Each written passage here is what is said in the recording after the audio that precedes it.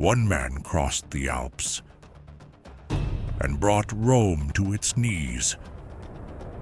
The Alps, 218 BC. Exile. Betrayal. Poison.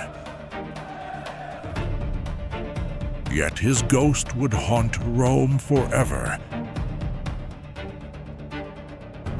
Hannibal Barca. Terror of Rome.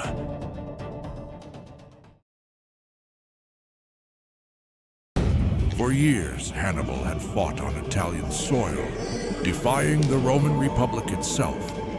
He had outmaneuvered consuls, shattered armies, and carved his name into legend at battles like Trebia, Lake Trasimene, and Cannae. But even a genius of war cannot win without reinforcements. For Hannibal, that hope lay in one man, his brother Hasdrubal. Hasdrubal Barca had commanded in Iberia after Hannibal's departure for Italy. He had survived the Roman counterattacks and now led an army northward, intent on crossing the Alps as Hannibal had done a decade earlier. The plan was bold, perhaps desperate, to reunite the Barca brothers in central Italy. If they succeeded, the two Carthaginian armies, each hardened by years of war, could march on Rome itself. The Republic, already strained, might finally break. In 207 BC, Hasdrubal descended into northern Italy, shadowed by Roman forces. His movements were cautious, his letters precise. He sent messengers south to Hannibal, urging him to march northward for their long-awaited union. For Hannibal, this was the glimmer of salvation.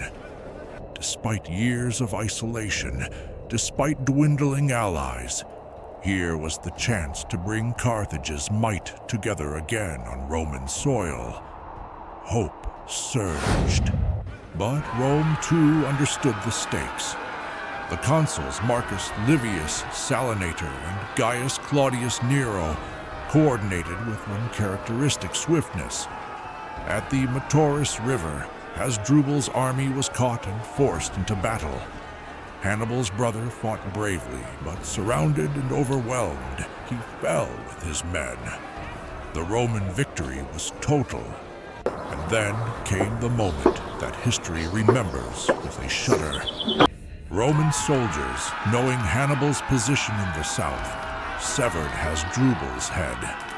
It was carried across Italy, over mountain passes and through Roman camps until it reached the Carthaginian general himself. One day, Hannibal stood in expectation of his brother's arrival, of the long-dreamed reunion of the army that would lift his cause. Instead, the Romans hurled Hasdrubal's severed head over the palisades into his camp. The sight was unbearable. The soldiers who had clung to hope now understood the truth. There would be no second army, no march on Rome, no brotherly embrace. Hannibal, for perhaps the first time, grasped that his campaign was doomed. He withdrew deeper into the south, still defiant, still dangerous, but no longer a threat to Rome itself.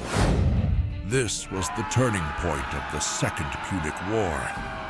From that moment onward, Hannibal was a commander trapped in Italy, unable to strike, unable to return home, his dreams reduced to survival.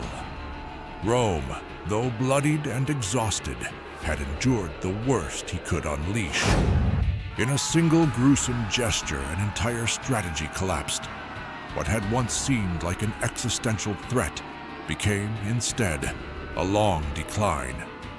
For Hannibal, the war was not yet over, but the tide had turned forever. CTA questions for audience engagement. If Hasdrubal had succeeded in joining Hannibal, do you think Rome could have survived, or would the Republic have fallen? What moment do you believe truly sealed Hannibal's fate? The loss of Hasdrubal, or Rome's relentless strategy of attrition? The dust of North Africa rose into the morning air as two armies, each the product of decades of war, sacrifice, and genius, faced one another across the plain near Zama in 202 BC.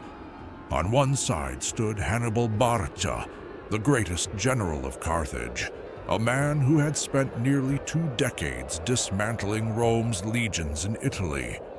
On the other side stood Publius Cornelius Scipio, a young Roman commander who had studied Hannibal's methods with obsessive care, adapting and transforming them into a new style of Roman warfare. For the first time in history, the two greatest commanders of their age stood face to face. The calm before the storm. Hannibal had returned from Italy with an army far from the veterans who had followed him over the Alps. Many of those loyal men were gone, sacrificed in years of attritional campaigns. Instead, Hannibal commanded a force of mercenaries, Carthaginian levies, and a hardened corps of veterans from Italy. To strengthen his line, he placed 80 war elephants at the front, hoping their sheer weight and terror would smash Scipio's manipular formations. Scipio, however, anticipated this. He had carefully studied how elephants had unraveled Roman armies before. His solution was brilliant. Rather than forming a solid wall of shields and spears, he left corridors in his lines, gaps that stretched like channels between the maniples. At his signal, Roman trumpeters and horns blasted through the air, frightening and disorienting the elephants. Some rampaged harmlessly through the corridors, others turned back and crushed Carthage's own ranks. Hannibal's first gambit had failed. Clash of cavalry. With the elephants neutralized, the battle shifted to the flanks. On the right, Massinissa, the Numidian king who had defected to Rome, led his swift cavalry against Hannibal's horsemen. On the left, Laelius, Scipio's trusted lieutenant, commanded the Roman cavalry. Together they pressed Hannibal's cavalry hard, eventually driving them from the field. This moment would prove decisive, but only later. For now, the infantry clashed in the center with brutal, grinding intensity. Infantry against infantry. The Carthaginian front line surged forward. Iberian mercenaries and Celtic warriors, fierce but poorly coordinated. They smashed into the Roman legionaries, fighting with wild energy but lacking unity. The Romans absorbed the impact, their discipline holding firm. Slowly, methodically, they pushed the mercenaries back. Hannibal then committed his second line, Africans and Carthaginians themselves. The retreating mercenaries collided with them, causing confusion. Yet Hannibal ordered them forward, and the Carthaginian corps pressed hard. Now the battle became a desperate contest. Shield locking against shield, sword against spear. Dust choked the air. Cries of the dying filled the plain, and for a time it seemed as though neither side could break the other. Then came Hannibal's last hidden card, his veterans from Italy. These men had fought under him for over a decade, hardened by Trasimene, Cannae, and countless lesser battles. They were seasoned, disciplined, and utterly loyal. When they entered the fray, even the Romans faltered. The decisive moment. But Scipio had held his own reserves back, anticipating this. He pulled his front lines aside and reformed them in a broader formation, preventing Hannibal's veterans from overwhelming the Roman center. The two armies now fought in one of the most savage contests of the ancient world.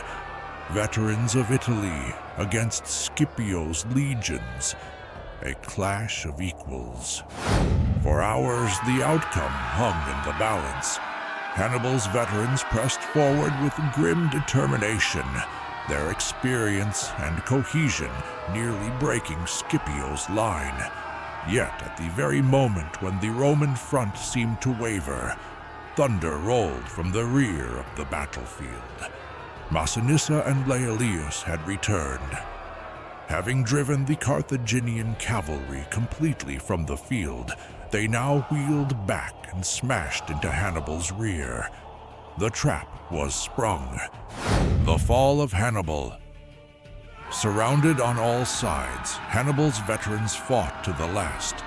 They did not break, even as the Roman legions and cavalry closed in, cutting them down where they stood. Hannibal himself managed to escape, but his army was annihilated. The battle was over. Carthage's greatest general, who had once stood at the gates of Rome itself, had been defeated on his own soil. The meaning of Zama,